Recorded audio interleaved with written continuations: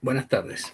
En este video vamos a tratar de explicar y dar algunas sugerencias en cuanto a la elaboración para las preguntas de tipo respuestas anidadas o close.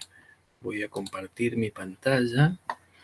Ustedes ya durante el cuestionario estuvieron probando una de las preguntas que tenían dentro del cuestionario. Era una pregunta close. Vamos a ver cómo podemos crear una a partir de una ya realizada. Entonces, esta era una pregunta que tenían en el cuestionario. La voy a editar. Una pregunta close o respuestas anidadas nos permite manejar tipos preguntas de multiple choice, tanto vertical como horizontal, como también preguntas numéricas o de respuesta corta. Entonces, voy a copiar la codificación de esta función que ya la tenemos hecha y la voy a pegar en una nueva pregunta para ver cómo la podríamos utilizar desde en la elaboración de una nueva pregunta dependiendo de lo que quisiera. Entonces, estoy en esta carpeta, elijo dónde quiero crear mi pregunta. Vamos a poner Jorge Stalker, por ejemplo. Ustedes lo van a hacer en su categoría. Crear nueva pregunta. Y dentro de las opciones aparece la de respuestas anidadas o close. Le digo agregar. Coloco el nombre de la pregunta.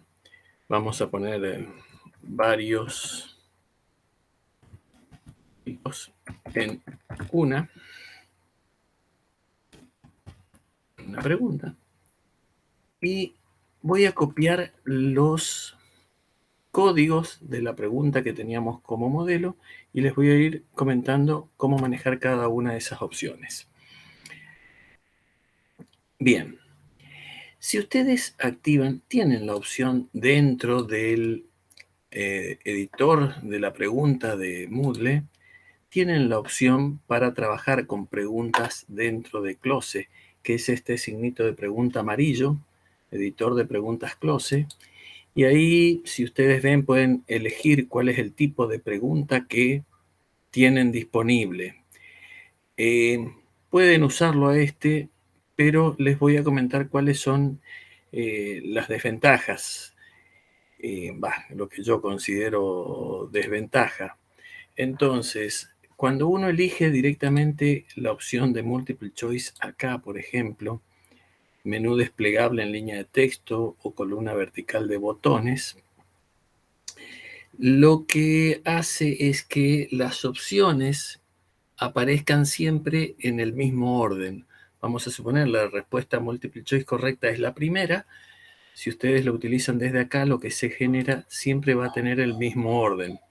Entonces, si yo quisiera que la secuencia de opciones múltiples aparezca cambiada ante las diferentes ejecuciones de la pregunta, lo que se escribe es el código MC, que viene de Multiple Choice, y S, que es de Shuffle, que es como reordenar.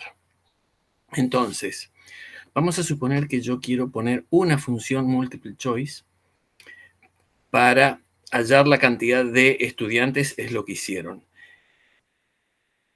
El código para la pregunta empieza y termina con una llave.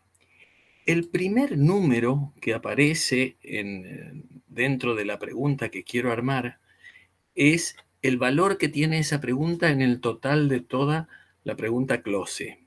Después va un dos puntos, que esto ya, por eso lo copian y lo pegan.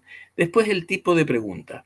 Este multiple choice shuffle lo que hace es, me da una lista desplegable y tengo que marcar una opción que sea la correcta.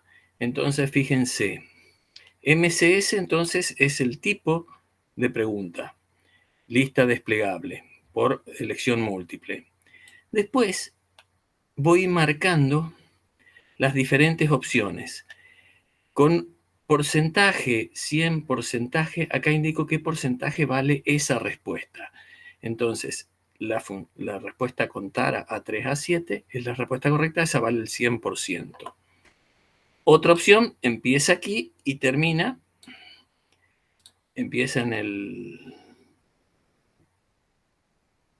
después del cardinal de la primera opción, marco con 0%, que esta no vale nada, marco con 0% la siguiente y tengo las diferentes opciones de multiple choice. Estas multiple choice tenemos tres tipos. Una horizontal, que los botones aparecen después de la pregunta en forma horizontal las opciones, y una vertical donde los botones aparecen en forma vertical. ¿Qué es lo que cambia de un tipo de pregunta a otro? Acá dice MCS, si quiero que sea en botones con las opciones en forma horizontal, lo que tengo que escribir es MCHS, que viene de Multiple Choice Horizontal Shuffle. Entonces, en vez de aparecer las opciones en una lista desplegable, aparecen botones en forma horizontal. Ahora lo ejecutamos. Nuevamente, empieza la llave. Esta es la ponderación que tiene esta pregunta en particular dentro de toda la pregunta. Otra de las opciones es que el multiple choice sea en formato vertical. Lo que tengo que escribir es el código MCVS. Y los botones van a aparecer uno debajo del otro. Esto, si tengo respuestas que son largas, opciones que son largas para elegir, sería conveniente elegir un tipo de opciones verticales. Esta también tiene la llave, vale 1 punto en el peso, tiene el formato vertical y las diferentes opciones. Lo que no puedo hacer en multiple choice de las preguntas close es la posibilidad de que tenga varias respuestas. Una sí o sí tiene que ser el 100%. Podría poner dos que sean el 100% porque es parecido, pero elijan cualquiera de las dos y vale el total de la pregunta. Y las otras opciones que no valen nada. Entonces, para multiple choice, estos tres tipos de acciones. ¿Qué nos permitiría? Que armamos una pregunta con la elección múltiple horizontal, otro con esa misma opción en formato vertical o de lista desplegable, o el orden de las preguntas. Entonces, de una misma cuestión podemos armar más de una pregunta. Otro interesante es el pedirle que escriban el resultado de una operación que tengan que realizar. Para crear una pregunta dentro de esta pregunta close que tengan que escribir un resultado numérico, el código que se debe escribir es numerical. Entonces, también entre corchetes va el tipo de pregunta.